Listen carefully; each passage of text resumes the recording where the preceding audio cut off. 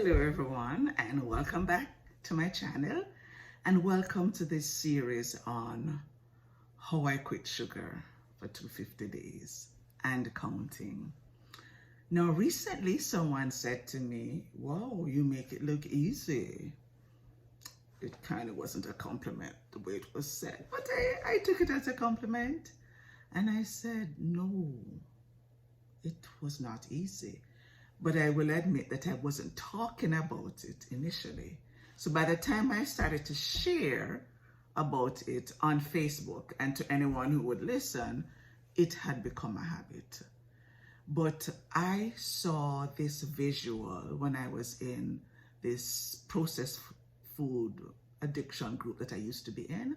And I want to share with you this visual because if you have tried to quit sugar and you have failed, or tried to lose weight and you have failed because you've tried changing your habits and it didn't seem to stick, I want to encourage you because change takes time and it's a process. But let me share with you this visual that I saw, and I want you to keep it in mind as you go on your quitting sugar journey or your weight loss journey. Here it is. First, it's an intention where you decide, this is what I want to do. And you want to be very clear with what it is you want to do. You don't just want to say, I want to lose weight, because that is not clear enough. What's your intention?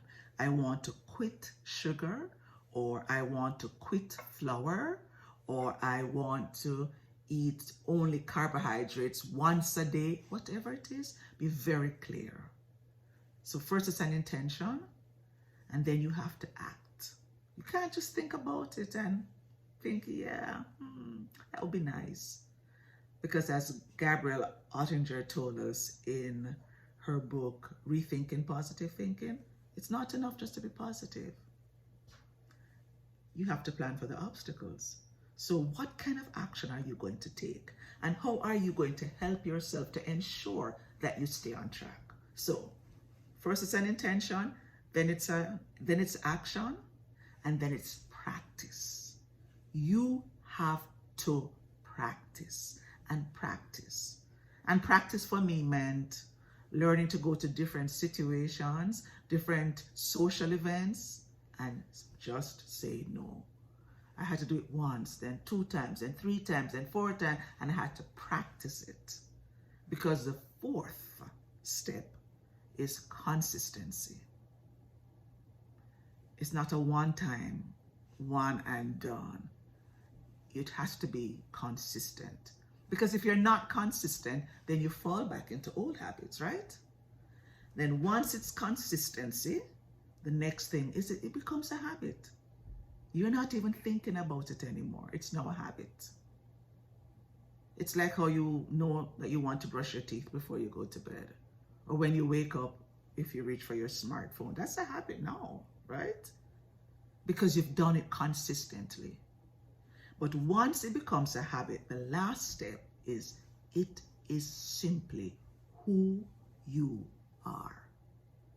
And that's why I quit sugar, because I realized I needed a new identity. I was a kind of person who ate sugar and couldn't stop eating sugar.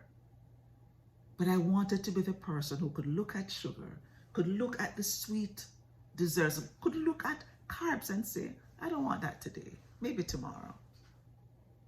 I had to form a new identity, but it started with an intention. Now, if you've tried 1 week and you failed, it's just 1 week. I will tell you that I tried quitting sugar many times before, many times. Most times I didn't last beyond 2 or 3 weeks. But this time I planned for the obstacles. As I spoke about in another video, I whooped it, WOOP, wish, outcome, obstacles, and plan. I planned for the obstacles. I stopped fooling myself and saying, I'll be fine, I can do this. No, I couldn't do it easily. I needed a coach, I needed help, I needed support from my husband, I needed support from my friends. And then I went all in. And then it became consistent. Consistent. I did it over and over and over and over and over and over and over again until it became a habit. So when I'm hungry now, when I've had a bad day, when I feel irritated, it doesn't occur to me to reach for chocolate anymore. I now think, okay, do I have any meat in the fridge? And if I don't, I'm willing to live with the hunger until I can find something to eat. That's proteins or vegetables. I had a running joke with my friends, telling them about my student Felix, who kept bringing sweet bread to class. So I teach a college public speaking class, and Felix was an exchange student from Austria. And he kept saying, but this is a very important delicacy in my country. You have to try it. I said, Felix, no, I can't. It has sugar. And every week he brought desserts. I'm going to put up some pictures here and show you what I endured every week. In the end, students kept videotaping once they saw him coming towards me, because they're like, let's see what happens today. Chronicles of Tanya and Felix. I just said, no, Felix. He was such a lovely guy, though. But I thought, nah, I'm not willing to regain any weight for a sweet tooth. And so I want to encourage you to remind yourself that it is going to take time for it to become a habit, for you to change your identity. So you have to be patient with yourself, and you have to realize that it is not going to happen in a day, a week, or a month. I don't know how long it will take. As I keep saying, it takes as long as it takes. But plan for a few months. I think a year is realistic. I think the minimum should be 6 months. But whatever you decide to do, be gentle with yourself, be patient with yourself, and don't quit. Because the more you quit, is the less you will believe in yourself, the more you will feel shame and a lot of, self-criticism and self-judgment. Try as best as you can, even if it's not 100% accurate, even if it's not 100% and it's not perfect.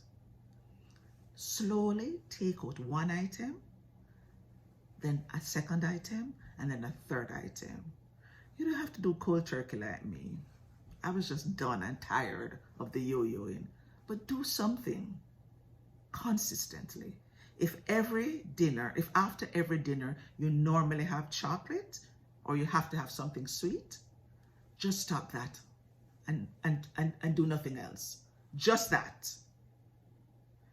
Make it your intention. I will no longer finish dinner with dessert. Make it your intention, then act. Put away the chocolate. Tell somebody else so you're accountable. Take it out of your cupboards. Then practice it daily. And then make it consistent. Then make it a habit.